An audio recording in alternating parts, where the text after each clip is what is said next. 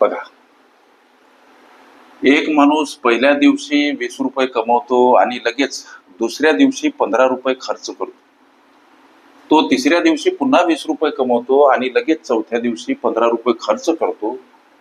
जर तो असाच कमवत राहिला व खर्च करत राहिला तर त्याच्याकडे 50 रुपये कितव्या दिवशी जमा होतील असा प्रश्न. अशा पद्धतीच्या अनेक संभाव्य प्रश्नांचा सराव करायचा असेल लेकरांनो, खरंच तुम्ही कुठलीही स्पर्धा परीक्षा देत असाल, चॅनल अवश्य सबस्क्राईब केल्याशिवाय राहू नका किंवा माझ्या कॉम्पिटेटिव्ह एक्झाम ग्रुपमध्ये अवश्य सहभागी व्हा.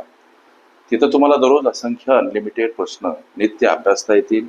गोष्ट तुमच्या हिताची. एक कॉमेंट करा, सर मला प्रश्न हवेत, आणि मोफत मिळवा. स्पर्धा परीक्षेमध्ये विचारल्या जाणाऱ्या प्रत्येक घटकावरील हजारो प्रश्न सरावासाठी. अजिबात तुम्हाला कुठल्या पुस्तकाची गरज पडणार नाही. जर तुम्ही कुठली स्पर्धा परीक्षा देत असाल, जसं की पोलीस, तलाठी, ग्रामसेवक, PSI, sale tax officer, MPSC वगैरे, ज्याच्यामध्ये गणित असते, हा प्रश्न कसा सोडवायचा सर? एक माणूस पहिल्या दिवशी 20 रुपये कमवतो, लगेच दुसऱ्या दिवशी 15 रुपये गमवतो, तिसऱ्या दिवशी परत 20 रुपये कमवतो, चौथ्या दिवशी 15 रुपये गमवतो. गोष्ट लक्षात घ्या. याच्या 2 दिवसाचं जर चक्र लक्षात घेतलं, इथं मांडतो मी 2 दिवसाचं कमाई आणि गमाईचं, कमाई अब्लिक गमाईचं चक्र. बघा, पहिल्या दिवशी तो 20 रुपये कमावतो. लक्ष द्या, हे 20 रुपये कमावतो. लगेच दुसऱ्या दिवशी 15 रुपये लेकरांनो काय करतो, तो गमावतो. हे चक्र 2 दिवसाचं आहे. याची जर गोळाबेरीज केली, अर्थात 20 मधून 15 जर म्हणजे कमाईतून गमाई जर वजा केली तर उत्तर काय होते, 5 रुपये. हे 2 दिवसाचं काय, 2 दिवसाचं आउटकम, अर्निंग सोर्स. हे 2 दिवसाची कमाई, याला 2 दिवसाची कमाई म्हणा. 2 दिवसाची कमाई, 2 दिवसाची काय हो सर? ही 2 दिवसाची त्याची कमाई किती हो, 5 रुपये. गोष्ट लक्षात घ्या. आता शेवटचा दिवस असा असेल, पहिल्या दिवशी 20 रुपये कमवतो, लगेच दुसऱ्या दिवशी 15 रुपये गमवतो. लक्षात घ्या, शेवटचा जो दिवस असेल तो 20 रुपये कमाईचा असेल, ज्याच्यामध्ये गमाई काही नाही. त्याच्याकडे 50 रुपये कितव्या दिवशी जमा होतील हा प्रश्न. म्हणून 50 रुपये कितव्या दिवशी जमा होतील, या 50 रुपयामध्ये शेवटचा जो दिवस असेल कमाईचा, ज्याच्यामध्ये तो 20 रुपये कमवणार, जिथं गमाई 0 असेल, हे 20 रुपये इथं वजा करा, प्राप्त होणार उत्तर 30. मग आता हे 30 रुपये या चक्राप्रमाणे त्याला कमवायचे. 2 दिवसाचं एक चक्र त्याला 5 रुपये कमाई करून देते.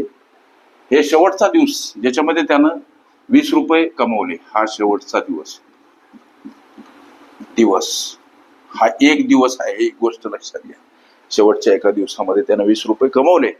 आता आणखी 30 रुपये त्याला कमवायचे राहिले. आता हे 30 रुपये या सायकल प्रमाणे, या चक्राप्रमाणे, 2 दिवसाचं चक्र ज्याच्यामध्ये कमाई 5 रुपये, याप्रमाणे तो कमाई करणार हे 30 रुपये. म्हणून 30/5 भाग 6 न जातो.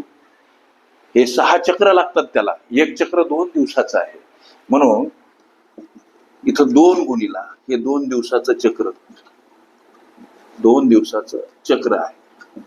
5 रुपये एका चक्रामध्ये 2 दिवसाच्या कमाई होते, म्हणून हा गुणाकार. इथं हे 6 दोन्ही 12 दिवस 30 रुपये कमवण्यासाठी, 12 दिवस 30 रुपये कमाईसाठी, 30 रुपये कमवण्यासाठी, कमाईस. आणि हा एक दिवस जिथं 20 रुपये कमवले. तुमच्या प्रश्नाचं उत्तर काय सर? तुमच्या प्रश्नाचं उत्तर बघा, हे 12 दिवस 30 रुपयासाठी,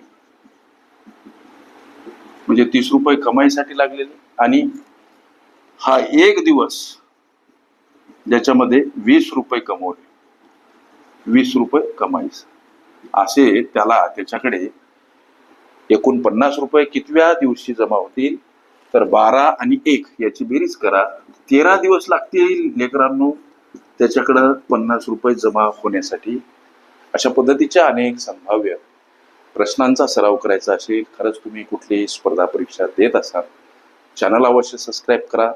सरावासाठी माझ्या कॉम्पिटिटिव्ह एक्झाम ग्रुपमध्ये सहभागी व्हा किंवा एक मोफत सगळे प्रश्न हवे असतील तर गोष्ट हिताची तुमच्या एक कॉमेंट करा, सर मला प्रश्न हवेत आणि मोफत मिळवा. स्पर्धा परीक्षेमध्ये विचारल्या जाणाऱ्या प्रत्येक घटकावरील हजारो प्रश्न सरावासाठी. हे प्रश्न डायमंड प्रश्न आहेत, जे कुठल्याच पुस्तकामध्ये नाहीत. अगदी सोनं आणि क्वालिटी प्रश्न. हे सगळा खटाटोप कशासाठी सर, तर माझ्या गोरगरीब लेकरांना पर्याप्त वेळेमध्ये निर्धारित यश मिळावं ही माऊलीची तळमळ म्हणून वाटसर तुमच्या पुढे उभे. ओके. संकीर्ण प्रश्नसंच ही माझी प्लेलिस्ट अवश्य बघा. त्यामध्ये विविध स्पर्धकांनी विविध अंगांनी विचारल्या संभाव्य अशा असंख्य प्रश्नांचा सराव तुम्हाला करता येईल.